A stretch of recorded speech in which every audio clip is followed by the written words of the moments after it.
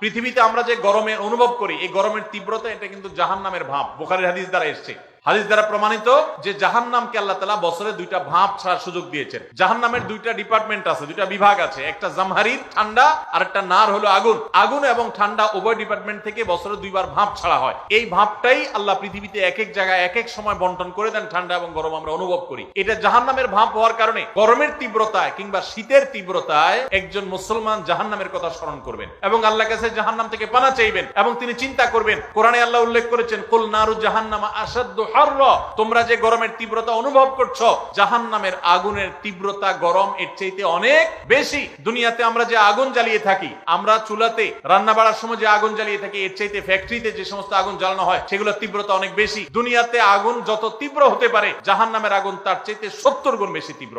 গরমের তীব্রতায় মুসলমান হিসেবে আমাদের বিশেষ কোনো করণীয় আছে কিনা?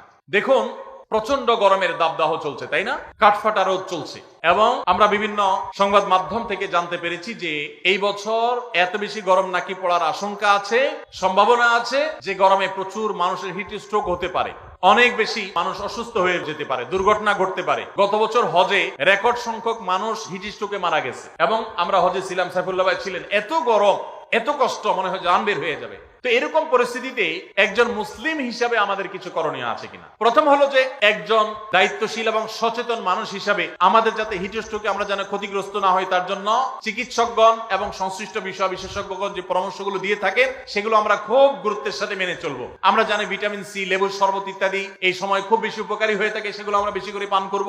ইহুদিদের যে সমস্ত পণ্যগুলোকে আমরা শরবত বানায় খাই, ড্রিঙ্কস কিনে খাই, সেগুলোর পরিবর্তে আমরা লেবুর শরবত ইত্যাদি বেশি বেশি খেতে পারি। যে পরামর্শগুলো ডাক্তাররা দিয়ে থাকেন, স্বাস্থ্য বিশেষজ্ঞরা দিয়ে থাকেন, সেগুলো আমরা মেনে চলবো। যথাসম্ভব নিজেদের দিকে খেয়াল রাখবো। এর পাশাপাশি মনে রাখবো, এই গরমের তীব্রতা আল্লাহর কাছে জাহান্নাম থেকে পানা চাইবো। অনেকে গরম তীব্র হলে গালিগালাজ শুরু করেন, বিদ্যুৎ গেলে বিদ্যুৎ কর্তৃপক্ষের 14 গোষ্ঠী ধরে গালিগালাজ করেন, গরমের মা বাপ তুলে অনেকে গালিগালাজ করে, আছে না নেই?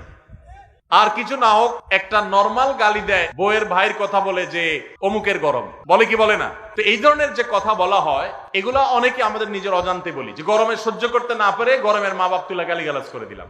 তো এটা থেকে গরম কমবে? আরো গরম বাড়বে। কোন গরম বাড়বে? মাথা গরম হবে, মেজাজ গরম হবে, আরো গরম বাড়বে, লাভ হবে না। তিরমিজির একটা হাদিস আছে, যে জিনিসটাকে গালি দেওয়া যায় না, অভিশাপ দেওয়া যায় না, ওইটাকে যদি কেউ অভিশাপ দেয় তাহলে সে অভিশাপ তার উপর এসে বর্তা। এজন্য ধৈর্য না হারানো, সবর করা। সেই সাথে গরমের তীব্রতা কমানোর জন্য প্রত্যেকটা মানুষ প্রচুর পরিমাণে গাছ লাগানোর চেষ্টা করবেন। আপনারা জানেন যে আমাদের দেশে যেই পরিমাণ বনাঞ্চল থাকা দরকার, এগুলা নানান সময়ে কলকারখানার নামে, এগুলা নানান সময়ে নানা নামে নিধন করা হয়। আমরা নিজেরাও প্রয়োজনে অপ্রয়োজনে নিধন করি। ইসলাম সাদকায়ে জারিয়া হিসাবে গাছ লাগাইতে আমাদেরকে উৎসাহিত করেছে। মসজিদ বানানো যেরকম সওয়াবের কাজ, মাদ্রাসা বানানো যেরকম সাদকা জারিয়ার কাজ, গাছ লাগানো কিন্তু একটা সাদকা জারিয়ার কাজ। আমরা গত বছর আসুন্নাহ ফাউন্ডেশন থেকে 1 লক্ষ গাছ লাগিয়েছি সারা দেশে। আপনাদের নওগাঁ জেলাও লাগানো হয়েছে এবং সারা দেশে আমরা প্রচুর পরিমাণে লেবুর গাছ লাগিয়েছি, আম গাছ, পেয়ারা গাছ ইত্যাদি আমরা লাগিয়েছি।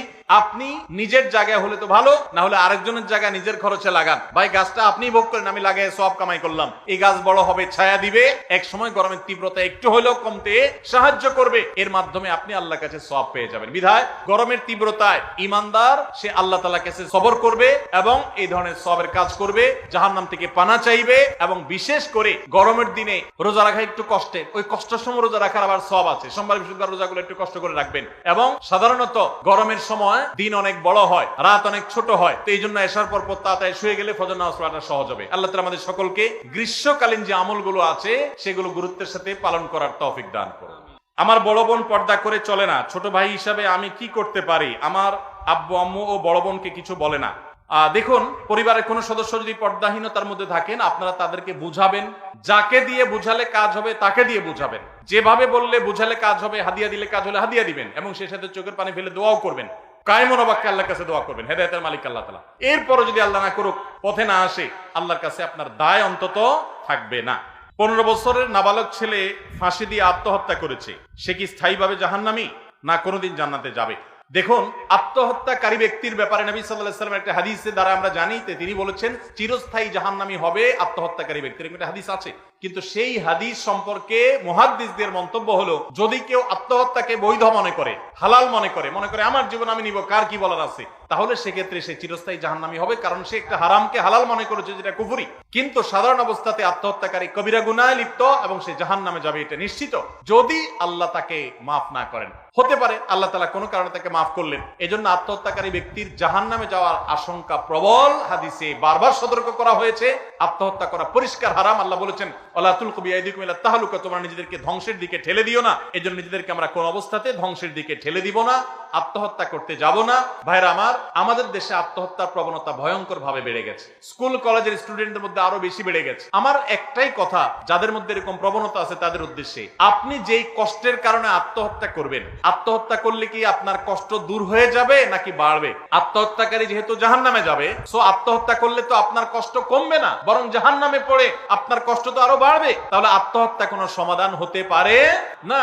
মনে রাখবেন, আল্লাহ আপনাকে জীবন দিয়েছেন, স্বাভাবিকভাবে হোক অস্বাভাবিকভাবে হোক আল্লাহ মৃত্যু দিবেন। আপনি নিজের জীবন নিজে হরণ করার কোনো অধিকার সুযোগ আল্লাহ আপনাকে দেন নাই, বিধায় কোনো মুসলমান আত্মহত্যা করতে পারে না। আপনার কোনো বিপদ হয়েছে, ডিপ্রেশনে পড়েছেন, এটা সমাধান আছে, এখন নাই 5 বছর পরে আছে, 10 বছর পরে আছে।